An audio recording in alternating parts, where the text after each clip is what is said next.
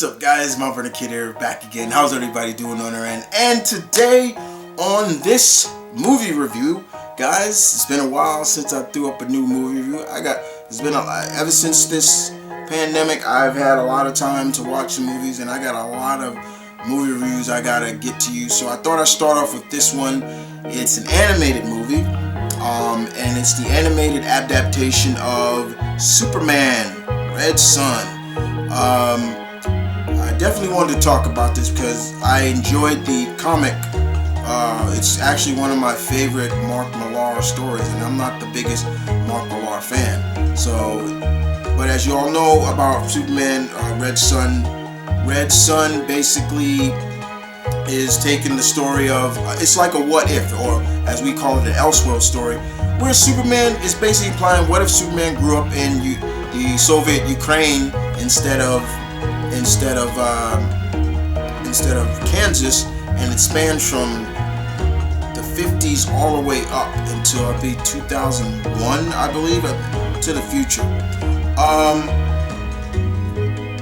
Overall, I really did enjoy this. I digitally downloaded it, but overall, I enjoyed it for what it was. There were some things about it that I really wish they went a little bit more in deep into, and I'll talk about that in a minute.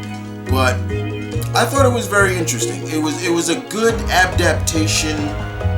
This was probably one of those adaptations a lot of us fans wanted to see. In terms of Superman, another Superman series. Put more spotlight on Superman. We see a lot of Batman adaptation, things like that. But there's some great Superman stories out there, and this was one of them. Like I said, this was probably one of my favorite Millar stories, and I'll definitely give a lot of credit. In terms of the animation was pretty good. I did enjoy that. I did enjoy how they incorporated and showcased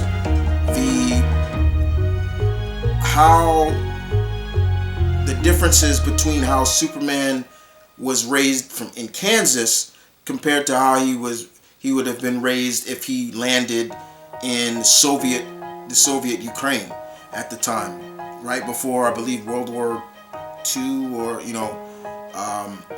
Jason Isaac did the voice of Superman in this, and I thought he did a great job. I thought he did a very good job at voicing Superman. Jason Isaacs, very talented actor, he always delivers, and I was really impressed by the legitimacy of his Soviet accent as Superman. I thought it was good.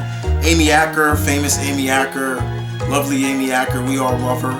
She voiced Lois Lane in this. Then of course you had Phil Morrison. He was this version of Jimmy Olsen, and Phil Lamar was still played Jon Stewart in this. The pacing of the movie went pretty fast because because if you remember the comic series, it spanned a pretty good. So of course you have to condense the series as well, but you can see the difference in terms of the tone. At first, you see how it starts out when we see him as a kid, and then moving into his adult, and he's with Stalin and people like that, and it's just like Jesus Christ, it's stuff like that. Joseph Stalin, you're just like what is he doing? And if you've never read it and you just come into watching this, you're gonna have a depiction of it. You're like, oh God, like he's with some known dictators that are not really showcased in history as being heroes and things like that.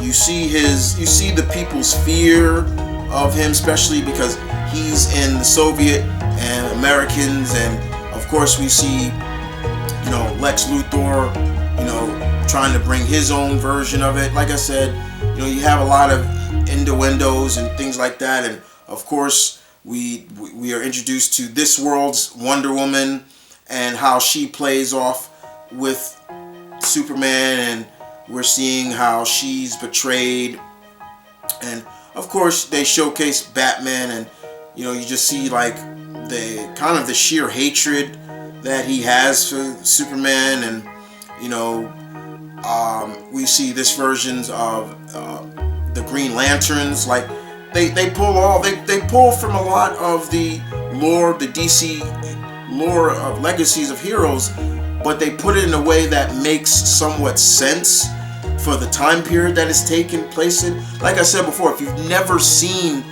Superman Red Sun, then you may be a little confused, or you may be a little bit like, okay, how is that possible?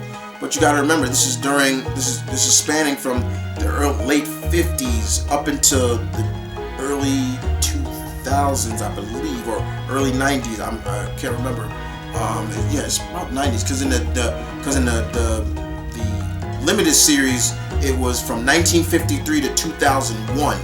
So, but you're showcasing how things are changing in terms of the Cold War and everything like that. People are not really trusting of the Soviets and vice versa, and we're seeing like an arms war going on between.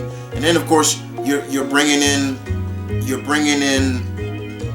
Superman, who is in, like, he's basically going into Vietnam and stopping, kind of like, not really like stopping the war, but also just implying that you're under my protection now. So the United States Army, if they continue to push you and push, that you join my militant, like, it got really militant, just like it was supposed to do. And then of course they had to give it a purpose to kind of, in a sense, cheer for the main character, and of course that revolved around Brainiac, which I won't spoil what happens, even though this has been out for some time. There were some nitpicks at the movie that, like I said before, that they seem to forget or leave out, and that's some more interaction with Wonder Woman. There was a lot more to deal with Wonder Woman after she kind of broke off her alliance and friendship with Superman. There was more to it, where Lois went to Themyscira and addressed Wonder Woman in that manner, but they didn't showcase that. That was actually a really key moment in the turn for Diana, and so they kept the whole concept when she was in her own lasso and she broke it and her hair turned white and everything like that. They kept that true.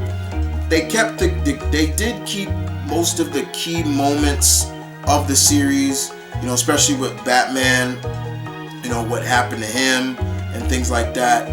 But overall, it was a good adaptation, for what they've given us, because the last couple of Superman movies were still kind of based in that shared DC universe that we have now, where